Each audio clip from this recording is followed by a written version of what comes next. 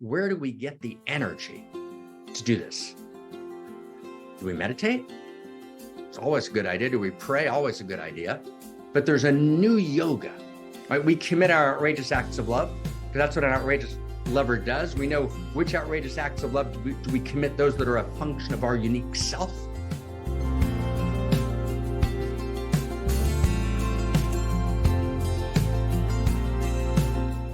And we're here to reset our intention. And every week we reset our intention. And let's see if we can find it. Because in finding it, we've enacted reality anew. We've reset reality. We're reborn. Right? It becomes the birthday of reality. It's Christina Tehel's birthday. Happy birthday, Christina Tehel. Right? Today is the day that Goddess decided she couldn't do it without you.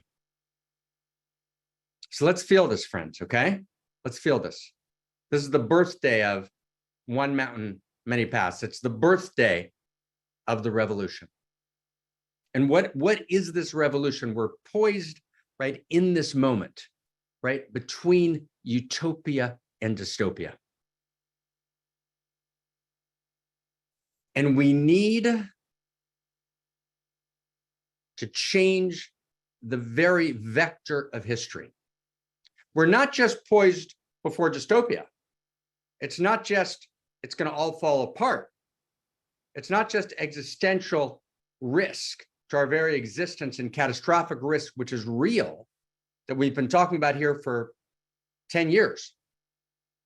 You know, way before COVID, we understood, looking at the structure and the codes that were running humanity, the exponential growth curves that have to fall off, the extraction model that extracts value that lives in Earth, physical value, for billions of years, slowly developing, extracts it all in one generation with no thought for the future. So we're split off from the future. It's not just a collapse of a story of value. It's all of that. And all of that actually invokes a potential dystopia, but we're also poised before utopia. We're also poised before the ability to enact the most beautiful world that we could ever imagine possible, with the most beautiful, unique self symphonies and the most beautiful kindness and the most beautiful goodness and the most beautiful love and the most beautiful eros and the most beautiful art and the most beautiful words and the most beautiful set of relationships. We're poised between utopia and dystopia at this particular moment in history. And we've never been in a moment like this. It's never happened. All civilizations have failed because their codes, their first values and first principles, couldn't handle the challenges.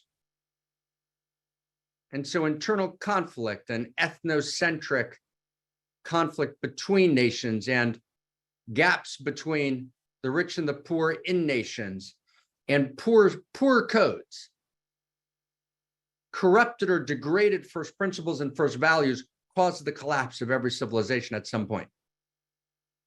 We're now in a global civilization. We've solved none of those problems in a way that's cogent and coherent in the world.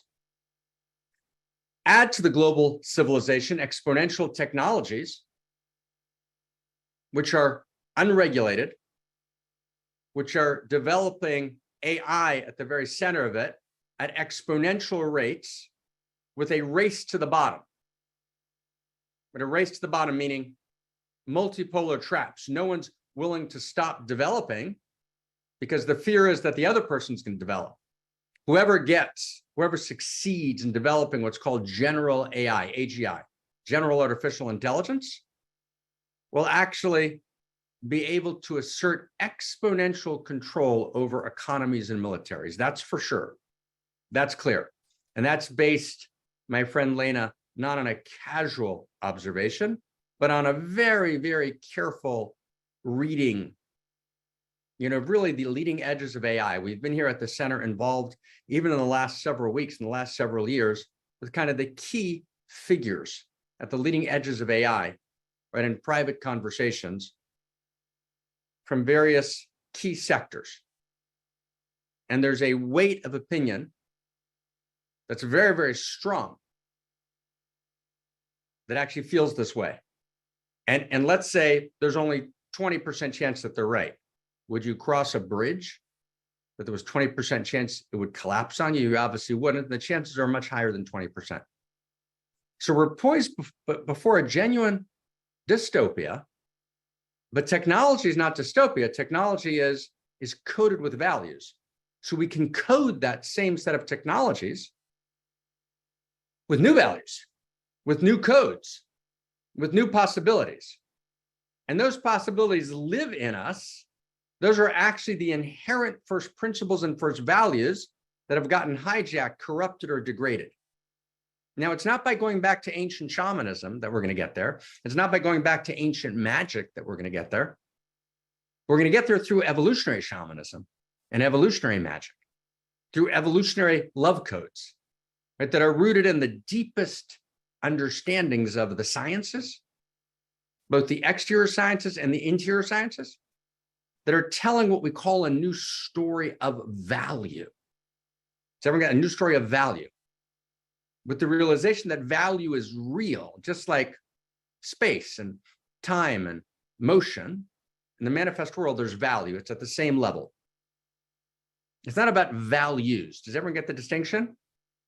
And again, this is from my friend Lena, right? Get the distinction. It's not about values.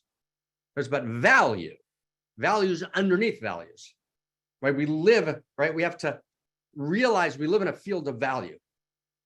That value is real, and that we need to tell a new story of value that actually integrates the best codes of the pre-modern, traditional, ancient world, and the best codes of the modern world, and the best insights and codes of the postmodern world, woven together into a new story of value based on the actual first principles and first values of cosmos itself. And I've been thinking about this day and night the last 15 years, and it's slowly finding its way. It's slowly being expressed. I shared this with my dear student and friend and colleague and partner, Zach Stein, over the last 10 years.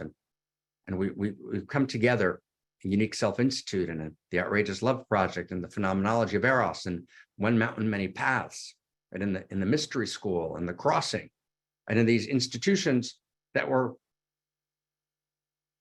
self-organizing, grassroots, to begin to tell this new story of value together. We can invoke a beauty that's unimaginable. Not a Pollyannish beauty, not a top-down, technocratic, lockdown, techno-feudalist beauty, but a genuine, stunning, unique self-symphony. But it's a choice, right, between a kind of emergent dystopia, the death of humanity, quite literally, or the death of our humanity, or we change the vector of the story. So imagine for a second, just to set our intention really clearly, imagine for a second a caterpillar that's bloated. Society, a caterpillar bloated, ingesting, feeding what we call pseudo-eros, right? The pseudo strategies of eros, not real eros, that we use to cover the emptiness. All forms of addiction, all forms of breakdown, and everyone's engaged in this in some version of this. All forms of covering up the traumas, all forms of covering up the sense of ennui, of just fundamental discontent and dis-ease and an aching and agonizing emptiness. So we're bloated, bloated, bloated. And the caterpillar just can't move, and everything's upside down. So it hangs itself upside down on a twig, on a branch. And then within the caterpillar, this is biology, new cells begin to emerge.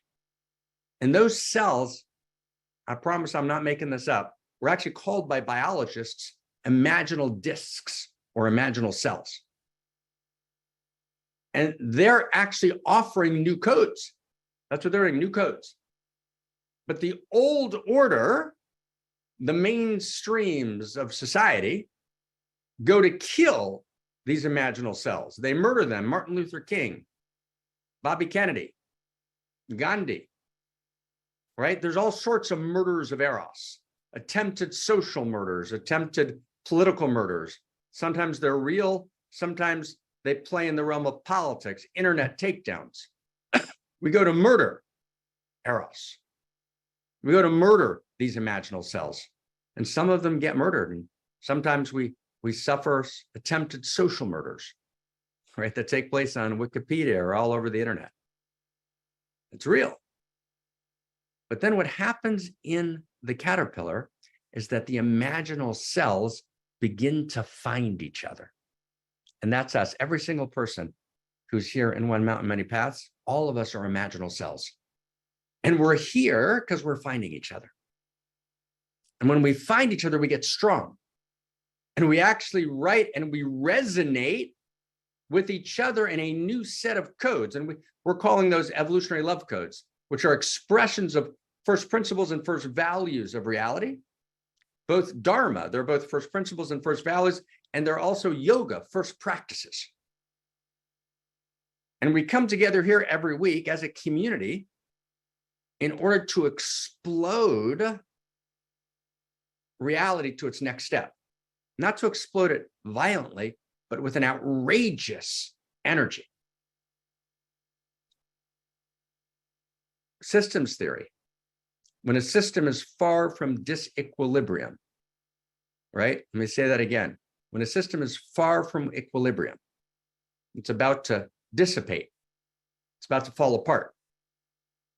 What often happens is there's a minor fluctuation point in the system that jumps the entire system to a higher level of order.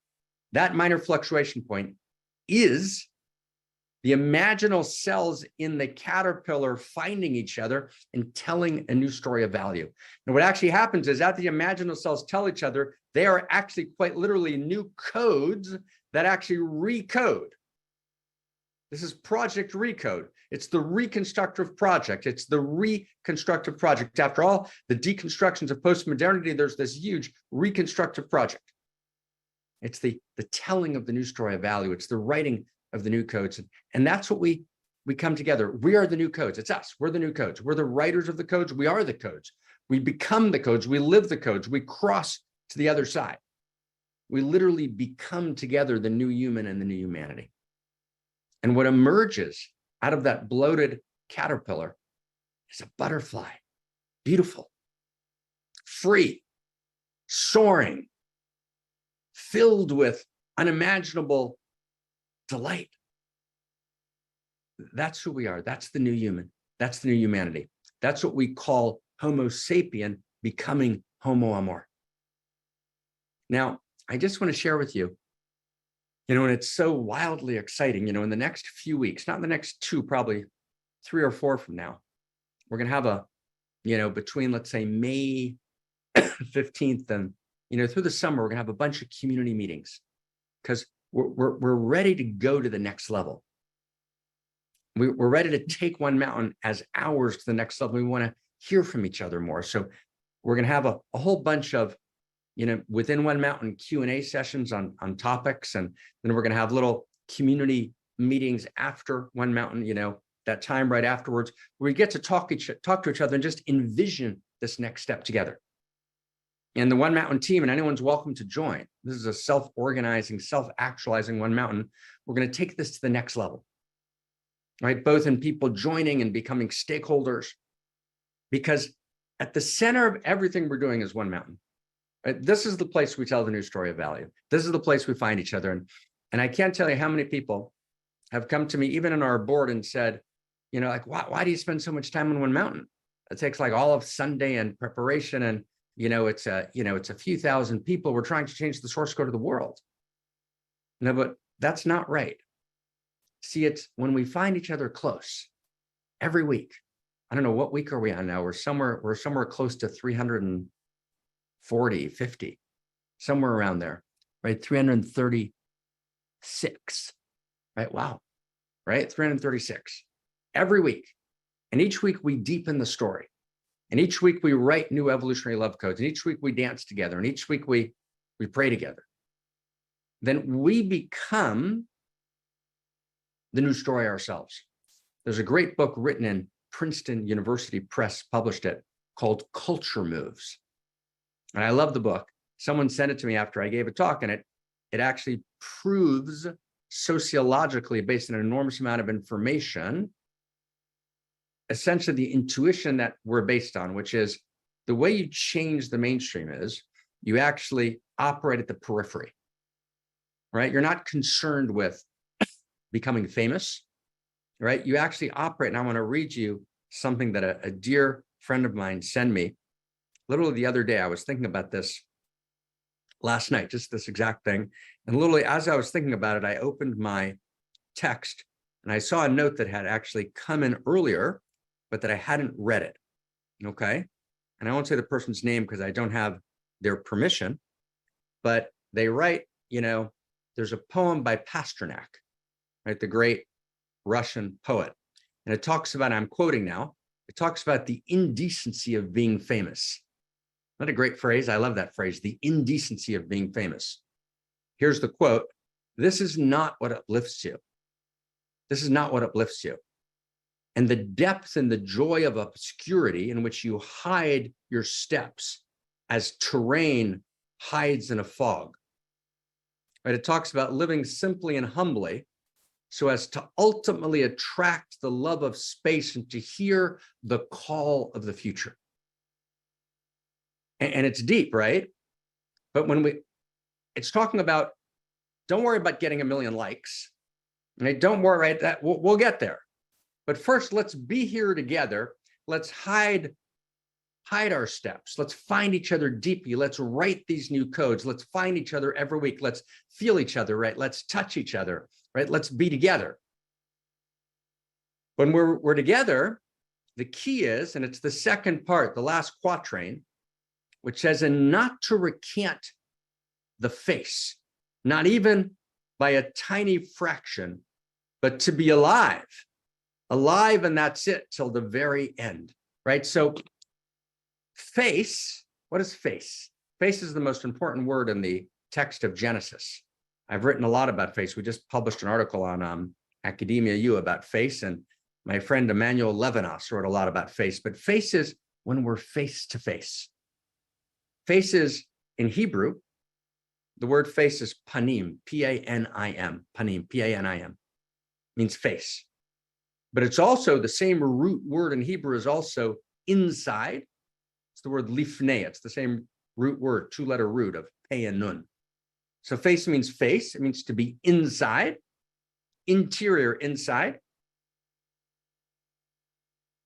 And so the experience of face is face, right? And to be inside, right?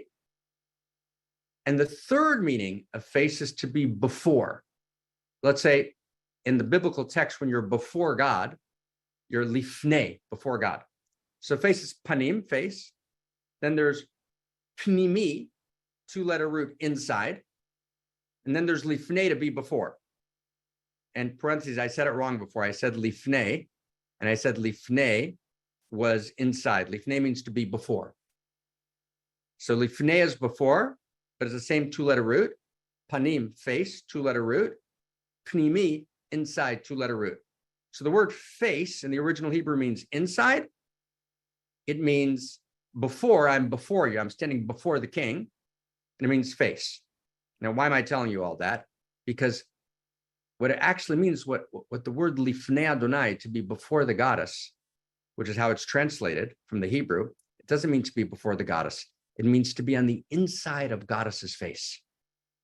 Right? To be alive is to be on the inside of goddess's face. Right? Meaning, I'm living on the inside of the field. I live in the field and the field lives in me. I'm not separate from anything. I'm omniconsiderate for all of reality, And I understand that in every love letter we write, right, in every exchange of our eyes, we never recant the face. We never betray the integrity of the moment. We love every moment open with all our passion, with all our force. Doesn't mean we don't make mistakes. To be unique self and to feel like reality needs me and that the whole thing rests on me doesn't mean that I don't make mistakes. I can make a million mistakes. And every time I make a mistake, the universe resets and gives me a new possibility and a new opportunity, because that's a world that's actually governed by the karma, by the intrinsic principles of outrageous love. So I make a mistake, but I'm making mistakes in the right direction. And even when I make mistakes in the wrong direction, reality opens a new possibility for transformation. And the entire board reconfigures itself and a new path opens. So of course we make mistakes. But the invitation, the aspiration, the urgency of life is that we actually take every moment seriously. And in every moment, we're face to face. We're face to face. There are 45 muscles in the face, and most of them are not needed biologically.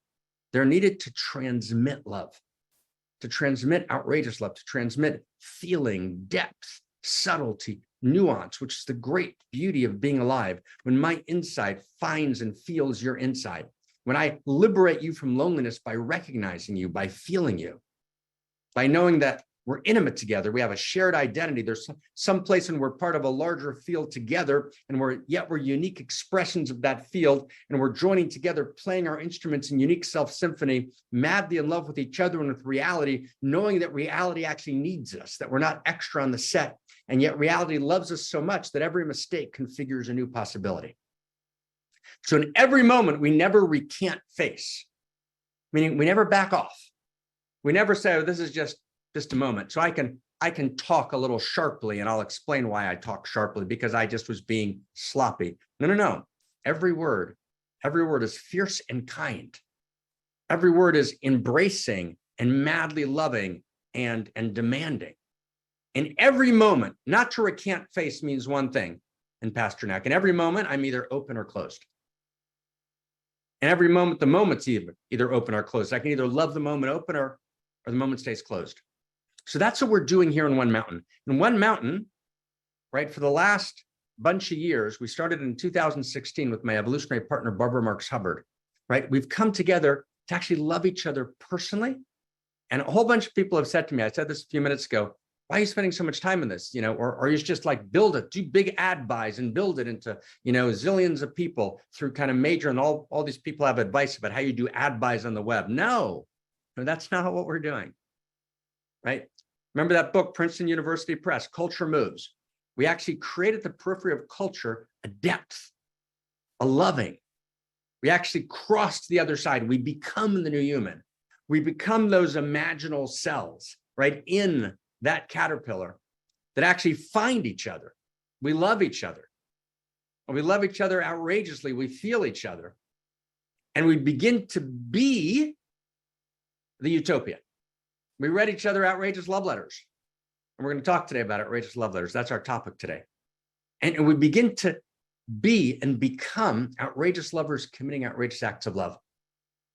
We begin to play our instruments, the unique self-symphony. We're going to talk today specifically about how we activate that outrageous love. But the context is, how do we become an interior science community, a mystical community, right? A community of outrageous lovers, right? The band of companions who come together and say, okay, we're taking this on. We're taking responsibility for the whole thing. And that's heavy, and it's light. It's heavy in the sense of gravitas. Gravitas, we can actually say we're actually going to experience ourselves as Homo Amor, omni-considerate for the sake of the whole. And we want to spend a few years, right, as Pasternak writes, right, in obscurity, quietly, finding each other, deepening and deepening and deepening, and then slowly, right, from the periphery, right, Princeton University Press, Culture Moves, right, the depth of who we are begins to suffuse, to spread into culture, not because we're preaching, because we're being, because we're telling the new story of value. We're not just telling it, we're being it. And every exchange matters. Every note in the chat box matters. Every outrageous love letter matters. Every person who says, okay, I'm going to now join and become a member, right? And Krista will talk about that at the end, but become a member. I'm going to make it mine. This is my revolution, not their, it's my revolution. I'm going to step in, right? In whatever way, I'm going to provide resources, right? One person, Jacqueline, just decided, well, I'm going to provide resources for this, changed everything for the next year. Terry, right? Christina Amla, right? Suzette, right? We're resourcing with our Shahati, right? Right? All of us, Jamie, right? Benjamin, right? Right? Krista, right? With our very, right? Menka, with our very bodies, hearts, and souls, we're going to resource this. We're not just going to listen. We're actually going to be the revolution. We're going to take our seat. You know, I said this to a close friend of mine a few months ago, right? Right? Right? And it's like, we're going to take our seat at the table of history. Like, wow. Right? Like, wow. And that's what this is about. But it's time to grow. It's time to take the next steps, right? It's time to actually not do huge ad buys on the web. We're not doing that. We want to organically grow and take this and get stronger and stronger so that when we're ready to publish the great library, we can share these new tracks, these new codes with each other and feel it and then get excited about it and then talk about it and then study it and then share it with the next group and the next group. And then slowly, there's a new virus, and it's a positive virus. It's a gorgeous virus of the new evolutionary love codes that begins to suffuse reality. So I just want to turn to you, if I can, for a second. Just, sorry for talking so much. I didn't have a voice all day, and I said I'm not going to be able to talk today. The last 6 weeks I've been battling health. But who gets this? Who can feel this? Was these few minutes kind of resetting our intention? Was it helpful? Can you feel it? Right? Who can feel it? Right? Can we kind of feel it? Right? There's, I don't know, there's 85 of us together now, right? 100 of us kind of with on live stream. And then we'll get like 500 will be in the replay. So there's 500-600 of us every week, right? And we're holding this. Now we're going to grow this together. Can you feel that? This is ours. We can grow this together. We can actually reset our intention. We can make this unimaginable, right? We can feel it. It's like, yes, Medea's here. I'm in. Yes, let's do it all. Let's grow this voice. It's like, yes, yes, and yes. So this was intention setting. I'm supposed to do intention setting, for 3 minutes, but sometimes it takes a while because what we're doing in intention setting is we're finding it again. And if we don't reset it, I want to get this. Can we get this for a second? If we don't reset it every week, you lose the revolution. You can't just you gotta like step in all the way. Meaning that's what it means not to recant face. Pasternak, not to recant face, meaning we got to go all the way into this moment, to the inside of this moment. In this moment, we've got to be lifnei Adonai, text in Leviticus chapter 23, before the goddess. But before the goddess means not goddess is over there and I'm over here. Yes, she's holding us, but to be before the goddess, the word before means, right, in Hebrew, it's before, it's face, and on the inside. Three meanings in one word. To be before the goddess is to be on the inside of goddess's face, to be in the field of value. Value is as primary in reality as time and motion and space. You can't get out of value. Value is there. And in some sense, human beings are responding to value. So we're telling a new story of value. That's what we're here to do. Okay? In the last few weeks, we've been telling one chapter in the story we've been working on, which is outrageous love. And we did a week on outrageous love. What is outrageous love? Why the term outrageous? What does an outrageous lover do? Outrageous acts of love. The divine outrageous act of love, which is, right, the great manifestation of reality where the infinite intimate turns and says, I need you to reality. Right? We commit our outrageous acts of love because that's what an outrageous lover does. We know which outrageous acts of love do we commit, those that are a function of our unique self, our unique set of allurements that reality desperately needs for us, that we take our unique risk to commit our outrageous acts of love. So we're going to talk about today is, where do we get the energy to do this? Do we meditate? It's always a good idea. Do we pray? Always a good idea. But there's a new yoga. And we're going to talk today about that new yoga.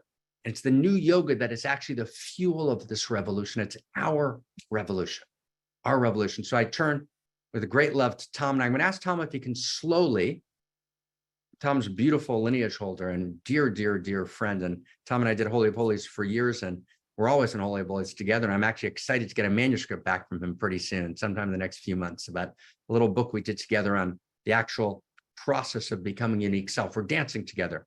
So I'm going to ask Tom if he can just to read it slowly twice. Okay, slowly twice so we can just really feel it.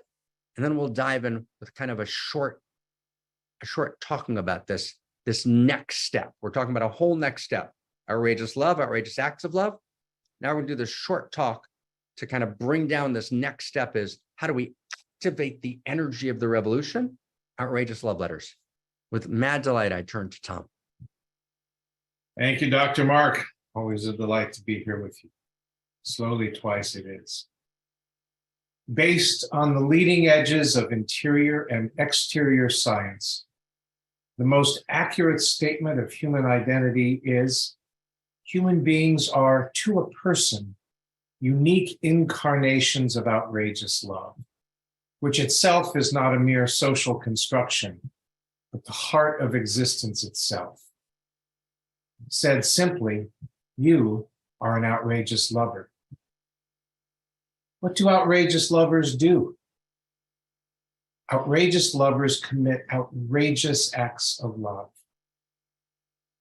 The outrageous love needed to commit outrageous acts of love is activated through the practice of writing outrageous love letters. Your unique self is God's outrageous love letter to you as you. Your outrageous acts of love are your outrageous love letters back to God.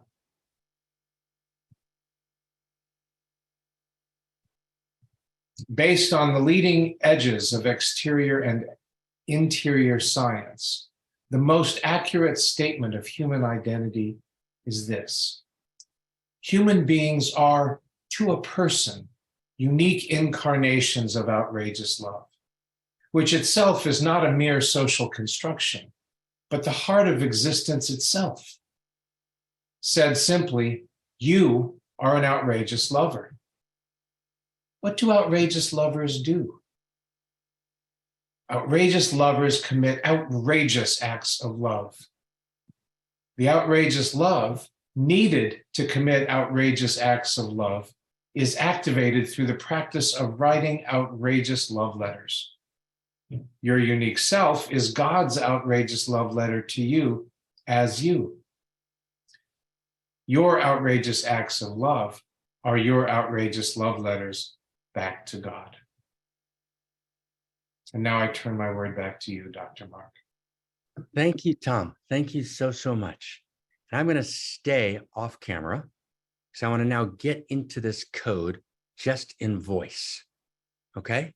So let's talk for a few minutes about the path and practice, and just let's be together voice to voice, right? Voice to voice. And let's find, what do we mean by this practice of outrageous love letters? The way to awaken, right, as an outrageous lover is the practice of writing outrageous love letters. And the ultimate awakening, and it's so beautiful at this simple, but its second simplicity, realization of the interior sciences. The ultimate awakening of the outrageous lover is the realization that your life itself is an outrageous love letter. So here's the first step. The way you awaken the energy of outrageous love, which is, remember, not ordinary love. It's not a social construction. It's the heart of existence itself. So how do you awaken that? How do you access that? And it's part of the structure of reality, is that we have to actually step inside. That we have to actually activate a yoga in order to access a dharma. That actually no gnosis, no real knowing is actually ever attained without doing transformative practice. That's critical, whether that's in classical science or the interior sciences. Without transformative practice, which is rigorous transformative practice, we don't actually attain gnosis. And particularly in the interior sciences, without transforming and transfiguring something in myself, I never have actual knowledge. I can't get knowledge through moving it around in my brain and my mind and using, I can't only stay in the realm of words. I have to actually engage in profound yoga in order to access dharma. I need to actually engage in first practices in order to access first principles and first values. So a core practice that we've introduced in our community of outrageous lovers, in this one mountain, many paths, right, is the practice of writing outrageous love letters. Now, evolution becomes conscious to itself through our awakening to the realization that my life, your life itself, is an outrageous love letter. What you realize is you're the messenger that forgot your message. But the message is you. It's encrypted as your unique self. You awaken, right? You awaken by remembering that you actually are the personal face of the evolutionary impulse. And through remembering, religaring, realizing that your own evolution, through your own unique personal evolution of consciousness, you participate in the evolution of love. Right? So to awaken, let's go deep. Let's go deep. Who knows if we have another week or 2 weeks? Let's go deep. This is a forever moment. And we should have many more weeks and years together. But listen, this is like, do we recant face or do we go inside? And there's many ways to recant face. You got to get gentle and kind and open and listen deeply, not to recant face. And we can think we're claiming face when we're actually recanting face. Open your heart. Listen more deeply. Don't try and figure out what the other person's wrong. Actually, try and figure out, what are they actually saying? Follow it all the way home.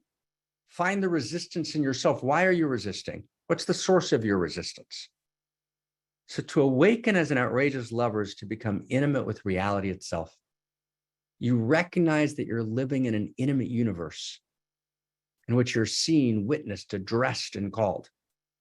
And you're called to realize, that's what an outrageous lover understands, that you're called to realize that existence needs you as an intimate partner, that reality actually needs your service, that your outrageous acts of love actually become the text of the outrageous love letter, which is your life. So your life is an outrageous love letter, and the text of your life is outrageous acts of love. And then you realize, oh, so what's my life? My life's an outrageous love story, right?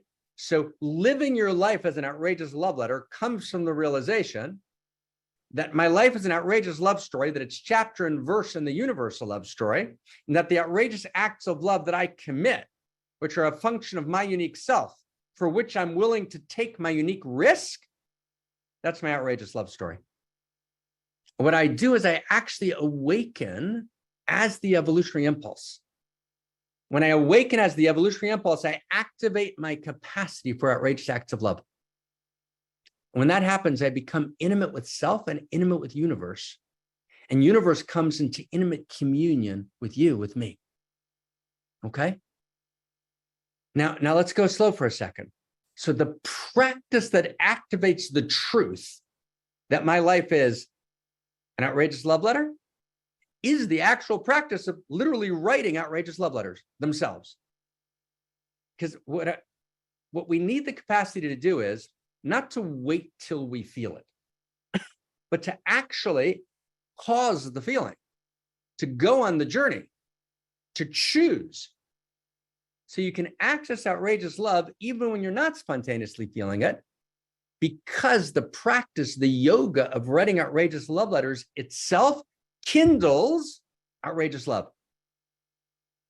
Now, the practice emerges originally from the Song of Songs of Solomon and the great canon of Hebrew wisdom, which is the great canon of Western civilization, the Song of Solomon, which plays in Islam and in Christianity and in the native traditions. And the Song of Solomon, which is considered the most sacred book of the ancient canon, is essentially a series of outrageous love notes between a lover and a beloved. And that one sentence is a big deal. That's not a given. It's not the way that the public exoteric tradition understands it. But if you know how to read more deeply, it's actually a set of outrageous love notes. That's what it is between a lover and a beloved. The Song of Solomon, which is called Holy of Holies, it's the deepest of the deep. It's called Lifnai v'Lifnim. Remember the word lifnai was lifnei, before and face. So to be lifnim is to be on the inside of the inside, in the deepest face of the deepest face. It's to never recant face. So to be on the inside of the inside, I've got to write outrageous love letters. So therefore, the Song of Songs, which is called in the sacred text, the inside of the inside, is itself a series of outrageous love notes. And over the last decade, we've written thousands of outrageous love letters to ourselves. You can write an outrageous love letter to yourself. You can write an outrageous love letter to a split off part of yourself that you want to become intimate with. You can write an outrageous love letter to a future dream that you want to live. You can write it to another person, to someone in your circle, to a romantic beloved, but also to a friend who's a beloved that you're working with, you know, on an editing team, to someone that shows up and you meet in the chat box and you write each other outrageous love letters because you actually recognize in each other's comments your beauty, and you get together offline, you say, oh my God, let's be outrageous lovers. That doesn't mean we're going to have sex. Outrageous love is not about sex. And it doesn't mean we're going to get a U-Haul and move in together. It means we're going to see each other and open our hearts and allow ourselves to fall in love and love madly, because our love lists are too short. To write an outrageous love letter, you exaggerate until you're accurate.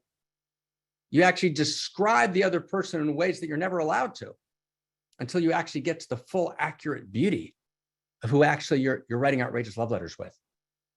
Now, you might think that, you know, to love outrageously is beyond your capacity. Only saints or outrageous, enlightened beings love outrageously. Not true. It's time for what we've called in the last, 15 years, the democratization of enlightenment, the democratization of enlightenment. And the democratization of enlightenment is the democratization of outrageous love.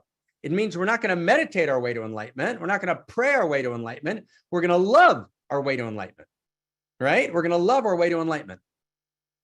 But to do that, we got to democratize outrageous love. There's not a prophet to wait for. Rumi is not going to write your letter for you, and Pasternak's not going to write your letter for you, and Shakespeare's not going to write your letter for you, right? You're going to write it. Your outrageous love. The future is you. The old top-down world of religion and government's over. The old command and control is over. There's no Messiah that's coming. She's already come, and she's you. These aren't words of love parading in pretty costumes. This is the deepest truth of cosmos. Right? This is not like a casual activity we do every week. This is the deepest truth of reality. This is the first principle and first value of Eros and reality. That is the realization that emerges from the deepest reality consideration we can do today in the interior and exterior sciences. Practice is simple, right? All you need is your imagination, right? But you got to imagine.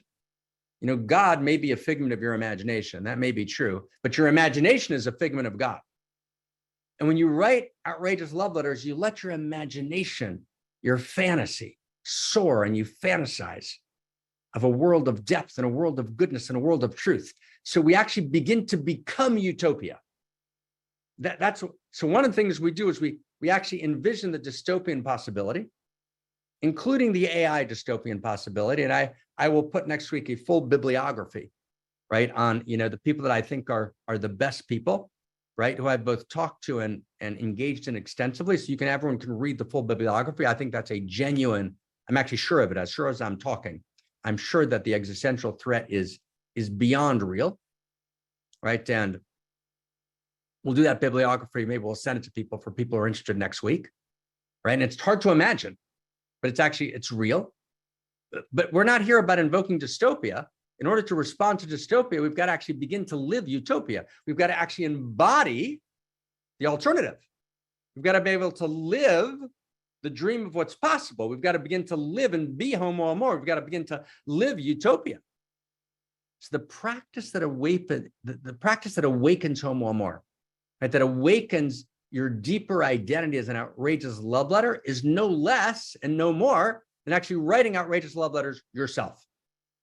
Now stay with me for a second, friends, right? Just a couple more minutes, right? We usually rely on the great poets or sages for words of love.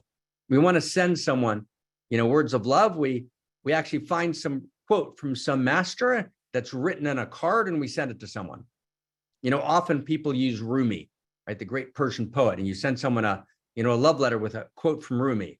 But why would you send someone a love letter with a quote from a dead Persian or a dead Jew or a dead Christian or a dead indigenous Indian, right? No, your outrageous love. We got to democratize outrageous love. Your Rumi. It's your outrageous love letter that actually will blow open reality. And so we actually have to learn this practice. The first turning of the wheel was meditation. The second turning of the wheel, prayer. The third turning of the wheel, as we invoke Homo Amor, is we learn the practice of writing outrageous love letters to those close to you, to those you may not know well, but are part of your life. And when you're ready, you can even write an outrageous love letter to people that you feel are adversaries or competitors. And this practice liberates the unique flame of outrageous love that is the currency of your very existence. And it actually awakens your capacity to commit outrageous acts of love. Wow. Right? Like, wow. So now we're ready. Outrageous love letters make us ready to play, right, the most outrageous game possible, in which outrageous love becomes conscious through you. The value of reality, which is reality seeks value. Reality has an appetite for value, and reality's highest value is we become outrageous lovers. Reality's highest value is that outrageous love awakens at the human level. At the human level, we become conscious of our identity as outrageous love. We become conscious of our identity as unique configurations of outrageous love. We commit outrageous acts of love. And when we commit outrageous acts of love, we are God's hands and goddesses' hands and goddesses' verbs and goddesses' nouns and goddesses' dangling modifiers. We're unique configurations of intimacy. And remember, God's the infinite intimate. That's the name of God that we've invoked. God's the infinity of intimacy. And so when we become outrageous acts of love, when we're divine hands, actually we participate in the field of goddess. We're on the inside of goddess's face. That's what we talked about, right? What it means to not recant face is to be on the inside of goddess's face, to live on the inside. And wow, when I live on the inside, I actually realize I'm participating in the field of goddess, and my sacred autobiography becomes actually a love letter back to God. In other words, God, Goddess, writes us a love letter, which is our unique self. And then we write that love letter, that outrageous love letter back to God, which is our outrageous act of love. So feel this with me, just one last step. Okay? So here's the inside of the interior sciences, right? We're expressing it in a new language, but this is core to reality. This is a gnosis that you can only know through actually practicing deeply. Because remember, all gnosis, all real knowing comes from transformative practice. So here it is. All of reality is an outrageous love letter from Goddess to you, from the universe to you. Remember again, the God you don't believe in doesn't exist. Read God, the Tao, the reality principle, the implicate order, the evolutionary impulse, the infinite intimate. But God's letter to you, it's not a form letter. God's outrageous love letter to you is not a form letter. It's a personal love letter addressed to you. And that love letter is your radical, irreducible uniqueness. Your radical, irreducible uniqueness is reality's personal outrageous love letter to you. And it took the evolutionary impulse scientifically, quite literally, took some 13.7 billion years of synergy to write your personal love letter. Its content, texture, and tone are utterly unique, written and intended only for you. This is the outrageous love letter written from infinity to you, written in the script of your unique self. Then, when you awaken and live your unique self-expression, taking your unique risk, committing your outrageous acts of love as an awakened outrageous lover, then you're writing an outrageous love letter back to Goddess. And imagine, Goddess friends, the evolutionary impulse sending an outrageous love letter to you in the form of your atomic, cellular, and interior spiritual signature and feel her, feel God as yearning over the millennia. And she waits, first she waits for her letter to you to be delivered over billions of years. And then you're born. She's intending you and choosing you and recognizing you and love desiring you and adoring you, but she's also needing you. So when you're born, the clock starts ticking and she waits with bated breath and virtually desperate, yearning to receive your return letter to her. And imagine her going to the mailbox every day and opening the box to see, did a letter come from Medea? Right? Is there a letter? Right? That's the letter that you write back to Goddess. That's your unique self committing your outrageous acts of love. And when you awaken to your unique self, and you're awakening as an irreducible, unique expression of the 0-point field, the God field, the field of outrageous love intelligence, you're awakening into your divinity. You're on the inside of God's face. That's when you become an imaginal self. And your life story, your outrageous love story, committing your outrageous acts of love, is the outrageous love letter from God to God signed with your name. Because you are Goddess. So Goddess is writing herself a return letter. And that return letter is signed with the signature of your life. Like, wow, this is the realization that changes everything. You begin to be lived as love, outrageous love. You begin to live the outrageous love that you imagined in the dreams that you forgot about so long ago. You begin to commit outrageous acts of love. Outrageous love gives you direct and sustained access to a level of aliveness, wisdom, eros, and joy that not only did we forget, we forgot that we forgot.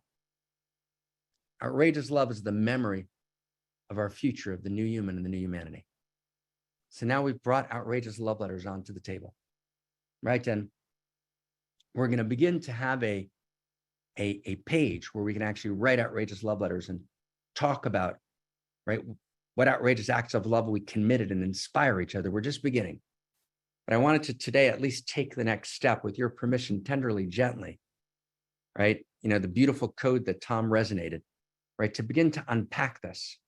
Right? What does it mean to be alive? My life is an outrageous love letter back to Goddess. She wrote me an outrageous love letter, my unique self. When I awaken to my unique self, I commit outrageous acts of love. I'm writing that letter back to her that she's desperately yearning for, and that I'm desperately yearning to write, that gives me the ultimate aliveness and joy in the midst of all the agony and all the ecstasy.